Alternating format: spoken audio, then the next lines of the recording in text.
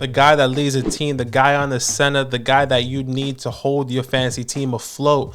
It feels like sometimes, depending if you're in a super flex league or one quarterback league, and we have start-sit quarterbacks this week for you guys. Teams on bye, there's none. So that's good news for you guys. But there's 3 Thanksgiving games: Bills and Lions, Giants and Cowboys, Patriots and Vikings. I have my must-start quarterbacks this week. So let's get straight into the video. My first must-start quarterback this week is Geno Smith versus the Las Vegas Raiders, who won, by the way, in overtime. The Raiders gave up the 3rd most fantasy points to the quarterback position. And look, they played Russell Wilson this past weekend. Russ only had 10 points, but he had 247 yards. Imagine if he actually threw those touchdowns. Imagine. And I think that's exactly what Geno can do moving into this week. Geno has been a phenomenal quarterback, a guy that you probably picked up off the waiver wires, or maybe you picked him up in a super flex league as a desperation, whatever the case may be. Geno has been fantastic, and going against the Las Vegas Raiders could definitely win your week this week. So start Geno Smith with confidence. My second must-start quarterback this week is Taylor Heinicke. Sometimes it's hard to do the Heinicke versus the Atlanta Falcons. The Falcons currently give up the 9th most fantasy points to the quarterback position. Taylor Heinicke and the Washington Commanders on a hot streak, and I don't like what's happening because I'm a New York Giants fan, and not everyone in this division is over 500, and it's up for grabs in the NFC East. But Taylor Heinicke once again has been doing his thing. Didn't have the best best game this week because they dominated the game on defense and on the ground versus the Houston Texans, but he did throw over 190 yards, and that's going to be a lot more for the Atlanta Falcons, my personal opinion. Curtis Samuel, Terry, Brian Robinson, Antonio Gibson, Jahan Dotson. There's so many more weapons compared to Justin Fields, who just played the Atlanta Falcons.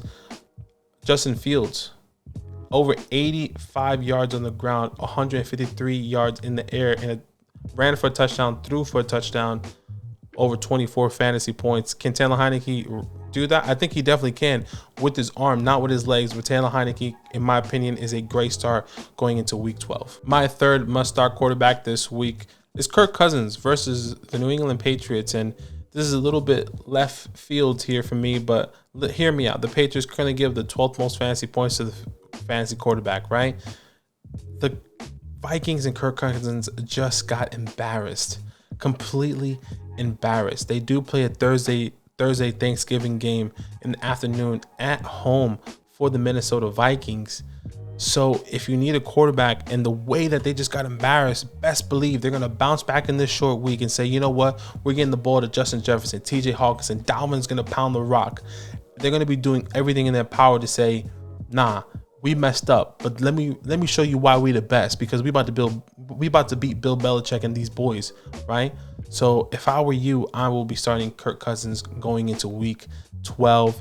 And my last start quarterback this week is Matt Ryan versus the Steelers. This is a desperation play, right? The Steelers give the 4th most fantasy points to the quarterback position, and they just played Joe Burrow. The Steelers gave Joe Burrow over 36 fantasy points. He threw for 355 yards, and he threw 2 touchdowns. Can Matt Ryan do this? I'm not necessarily sure.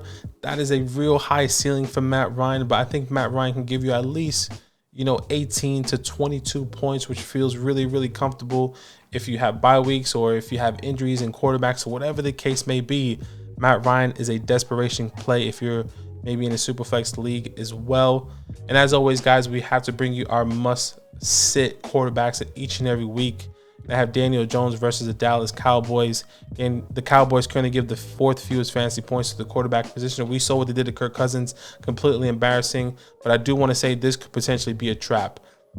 The Giants got just manhandled by, the Detroit Lions. Daniel Jones just went crazy in a fantasy perspective. He was throwing the ball. He was running on the ground. He had over 24 fantasy points.